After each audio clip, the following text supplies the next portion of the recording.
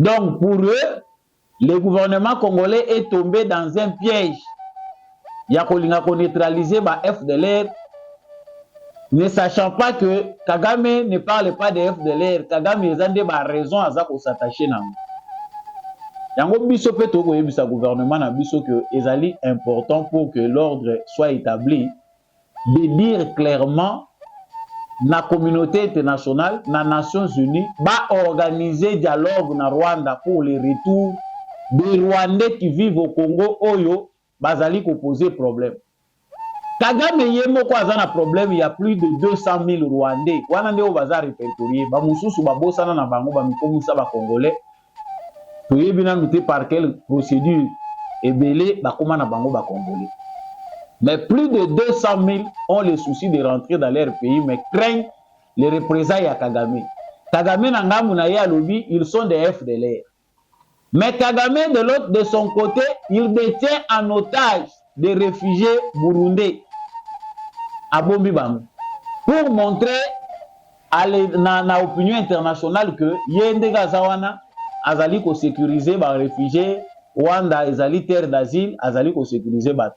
Le Rwanda est une terre d'asile, mais des Rwandais ont peur de rentrer chez eux parce que bazali na insécurité. Professeur Sambalobi, sur les 21 personnes qui ont écrit la constitution congolaise, 6 kakande ba congolais. Et ces 6, mais nakati na bango, bazalaki kaka 3 nde bazalaki na nationalité congolaise. Ba o mususu wana bazalaki na double nationalité, bazalaki même na bazalaki na ba qualité. On les considérait comme congolais. C'est-à-dire, nous avons été trompés. Et ici, nous se photo vulgariser en gros. La constitution congolaise aujourd'hui profite beaucoup plus aux politiciens qu'à l'ensemble du peuple congolais.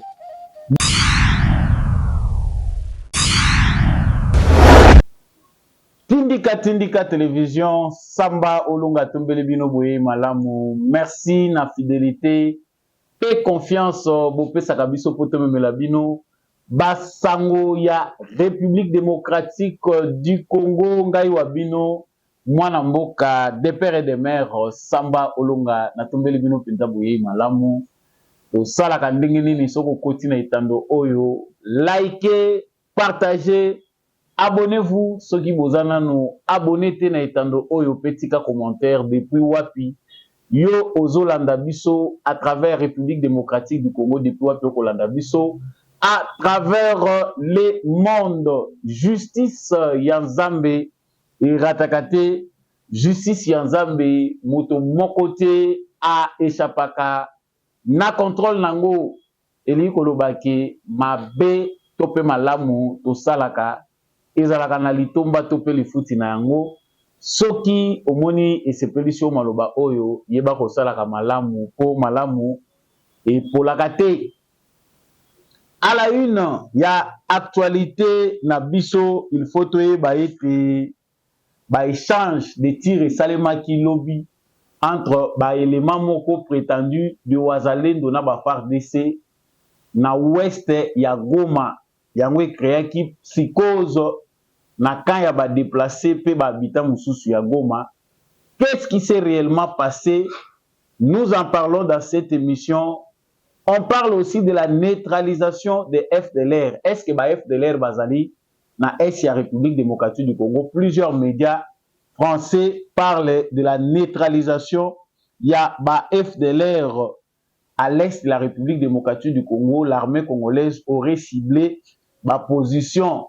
Il y a ba élément moko FDLR. Ezali sango ya solo tope sango ya lokuta ya banguna na biso to kolobelango nakati ya émission na biso to kolobela pe nakati émission oyo maye professeur Esambo alobi concernant constitution oyo tozali ko salela nzoka esalema na 21 personnes mais na 21 personnes oyo bazalaki na constitution na biso 6 kaka ya pamba nde bazalaki ba congolais 3 wana bazalaki ba congolais moko oyo nanu bazongelaki nationalité na bango congolaise te.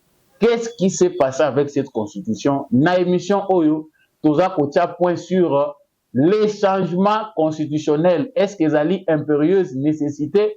Tope ezandenge ba musu baza koloba occasion kaka pona kobakisela Félix Tshisekedi mikolo tokolobela ngo na kati ya émission na biso ya mokolo ya lelo na tombeli bino encore une fois de plus boyei malamu na kati ya émission oyo soki penza osepelaka na mwana mboka Samba Olonga like émission oyo partager yango na voisin kobosana te ko s'abonner soki oza nanu abonné te puis kotika commentaire depuis wapi yo ozali kolanda biso na République démocratique du Congo, depuis wapi yo kolanda biso à travers le monde. Nauti koloba que tozwi sango uta mokolo ya lobi oyo etikaki bato ebele na incertitude boyebi malamu te nini penda elekaki. De l'autre côté balobi que bawazalendo s'affronter na ba FARDC. De l'autre côté balobi ete FARDC a attaqué ba position ya ba mouvement nyonso oyo ezali tout autour ya parc ya Virunga, ba mouvement nyonso oyo bazali wana bazali identifié te FARDC azali ko déloger bango. Qu'est-ce qui s'est réellement passé? Parce que toyoki na ba médias français comme Le Monde, na ba médias mususu RFI, bazali kolobela que les FARDC ba attaqué position ya ba FDLR oyo bazalaki ba lié ya armée congolaise. Nini tolingi toyeba na sango wana? Premièrement, eloko ya liboso koyeba ezali que mokolo ya lobi incident moko esalemaki. Ba élément moko prétendu wazalendo batiraki sur position ya FARDC, ba FARDC baza koleka bango bake kotirer na kotirer na bango, l'armée a réagi, l'ordre a été donné na selon ba source ya FARDC na biso pour que ba élément nyonso utu rwandais oyo bazali armé bazali na ba camp ya ba réfugiés utu ba déposer ba arme na bango bazala désactiver parce que ndenge bazali ko attaquer mingi bazali ko lobela likambo ya FDLR et pas ba rwandais, il faut que likambo etosilisa yango. Opération wana esalami pe avec la supervision ya MONUSCO. Ça dit ba élément ya FARDC ba attaquer position wana. Nini oyo leki réellement? Na kati ya bawazalendo na biso, outre le mouvement rebelle congolais oyo bato bazalaki na kati ya ba mouvement na bandimi kokoma bawazalendo to pe ba volontaire pour la défense de la patrie, se trouve aussi des Hutus. Ba Hutus ezali ba rwandophone oyo ba musu bakoma congolais lelo, mais il y a plus de 200 000 réfugiés rwandais sur le sol congolais oyo bazali répertoriés na HCR. Parmi ces réfugiés-là, il y a aussi des réfugiés oyo bazali hostiles na régime Kagame, bazana souci à kozonga na mboka na bango, mais bazali kobanga répression ya Kagame, bazali koluka voix nini bako kozongela pa na bango, c'est-à-dire ils se nourrissent du sentiment ya kolinga ko faire tomber régime Kagame po bango pe bazonga na pouvoir. Mais suite ya ba accusation ya Rwanda à maintes reprises que ba FDLR bazali ko collaborer na RDC, République démocratique du Congo na processus à Rwanda élevaki option ya neutralisation ya ba FDLR. Selon ba source où ezali ya armée pe ba source mususu médiatique, les Rwandais ont donné des renseignements concernant ba FDLR ou bango bazali ko bangé. Et tant que dans la République démocratique du Congo, on découvre que les FDLR dont on parle en majorité, ezali ba Hutu. Oyo sur le sol congolais, banga kakozonga na Rwanda, baza ko éviter que Kagame a okende ko massacrer bango.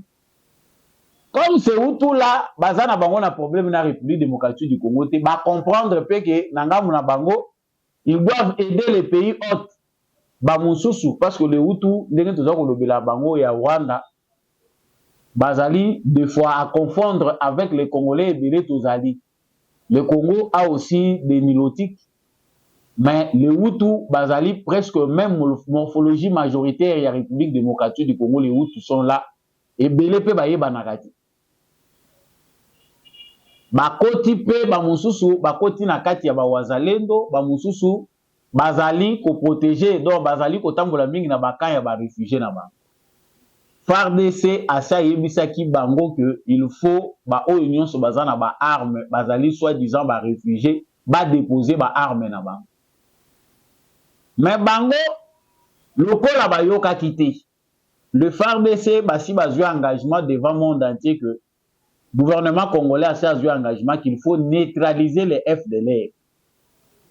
Ce qui va FDLR ne bazali ko constituer problème pour Kagame et que bateau bazali a comme des réfugiés baza problème.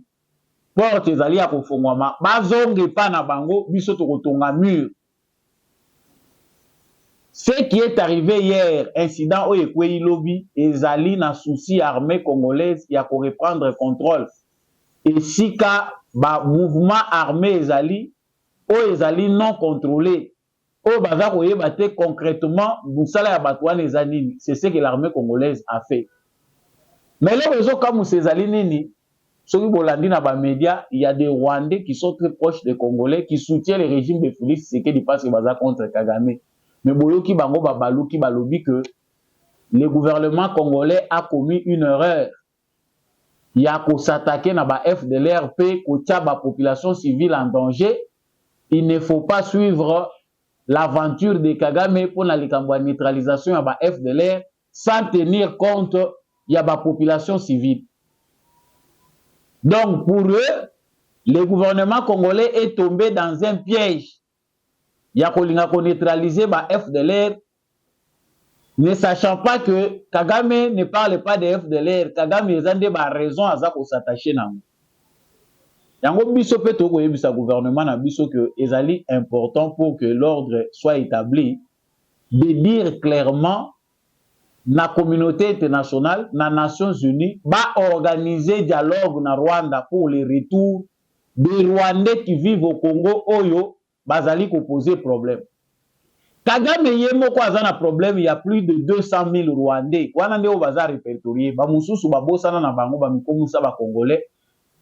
Toyebina muté par quelle procédure ebele ba koma na bango ba Congolais. Mais plus de 200 000 ont le souci de rentrer dans leur pays mais craignent les représailles à Kagame. Kagame na ngamu na ya lobi, ils sont des FDLR. Mais Kagame de son côté, il détient en otage des réfugiés burundais. Pour montrer à l'opinion internationale que Yende Gazawana azali ko sécuriser les réfugiés, Rwanda ezali terre d'asile, azali ko sécuriser bat. Le Rwanda est une terre d'asile, mais des Rwandais ont peur de rentrer chez eux parce que bazali na insécurité.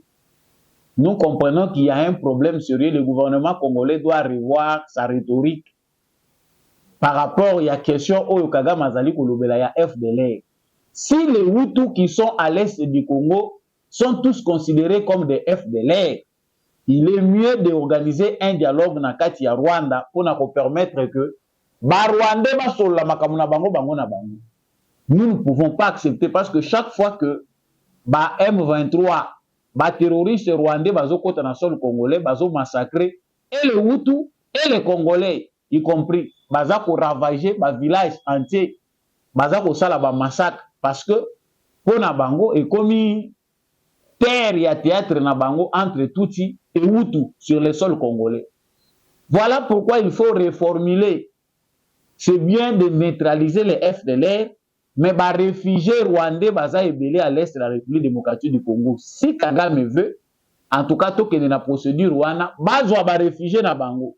Bala qui sont, où sont les réfugiés congolais parce que c'est paradoxal. De l'autre côté, on a des soi-disant Congolais qui vivent au Rwanda, qui veulent rentrer chez eux, mais parce qu'on ne les aime pas. De l'autre côté, nous avons des Rwandais sur le sol congolais, on peut banga pour na sol na bango.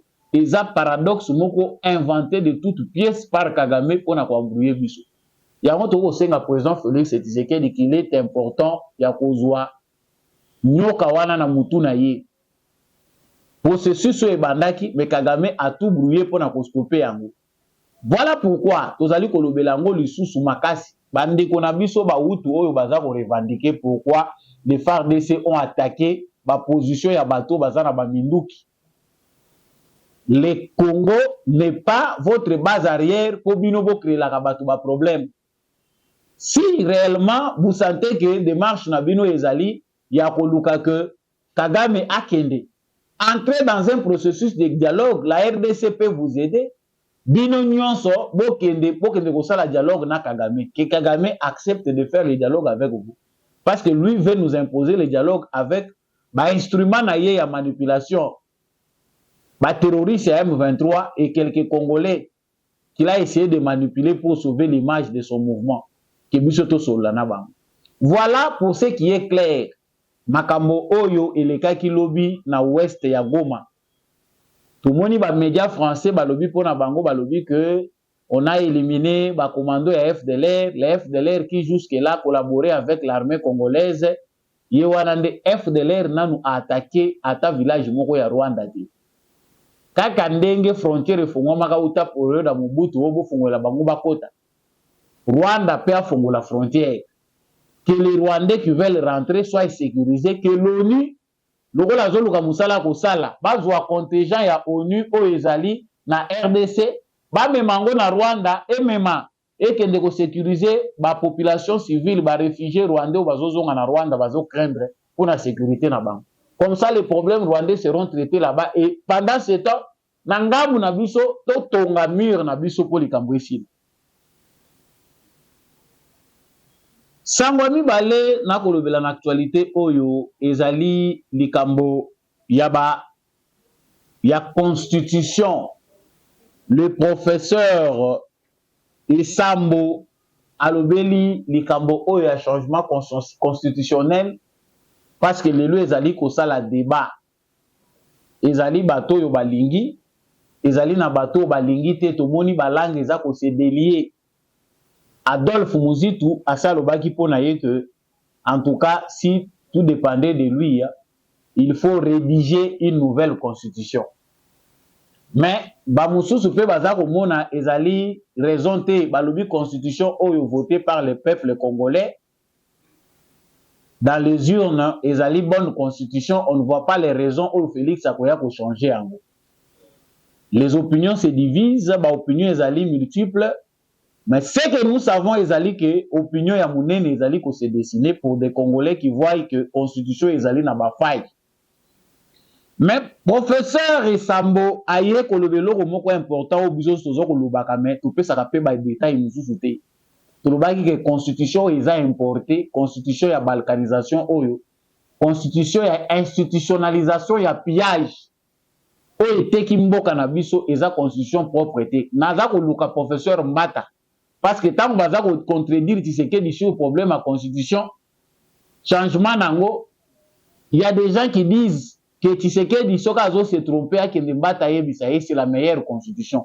Que le professeur Mbata nous dise clairement comment la constitution toza ko salela lelo o ezali ko céder souveraineté na biso.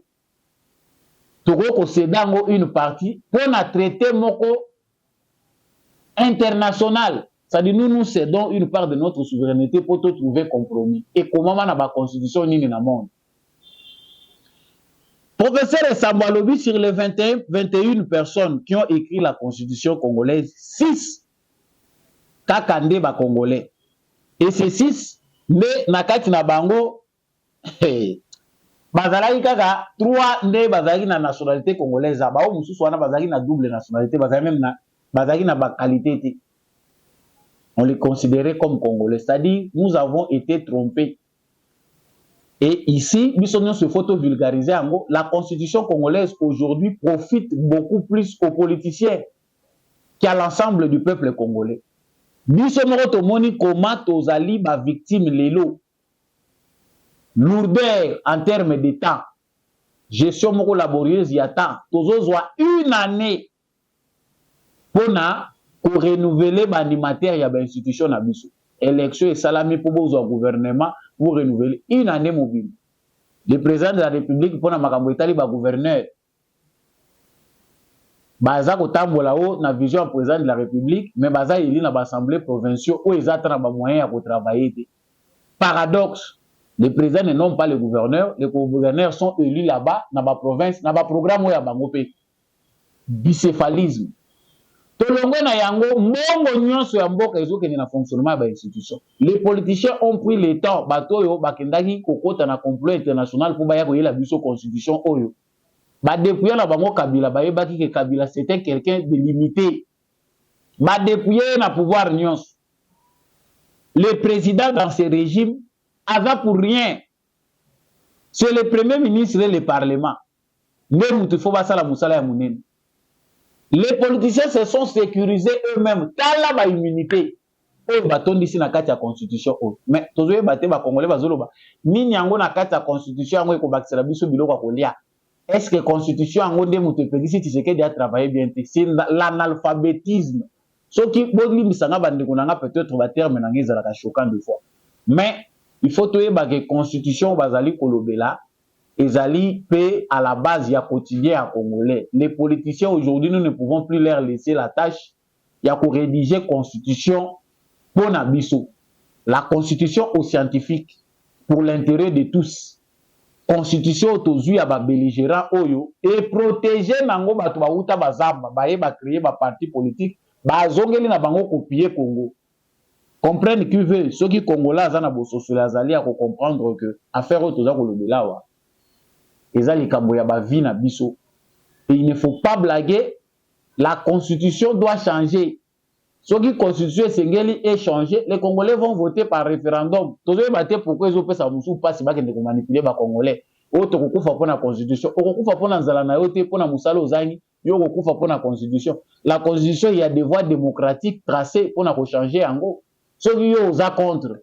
Okende ko tcha suffrage na yo oyeba ko oza contre. Comme ça, on verra les suffrages d'ensemble nini koloba. Congolais aboy toi ndimi constitution et vous la proposer. Voilà ce qu'il faut faire. Mais on va manipuler des gens affamés. Vous voyez, ça bango que tokufa pour la constitution va simba te. Ce qui va pekisa ki Kabila simba, c'est parce qu'il était au bout, à la limite, na point où ya komaki, lui voulait un troisième mandat. Félix Tshisekedi n'a jamais parlé de son troisième mandat, mais tout le monde dit que c'est une impérieuse nécessité.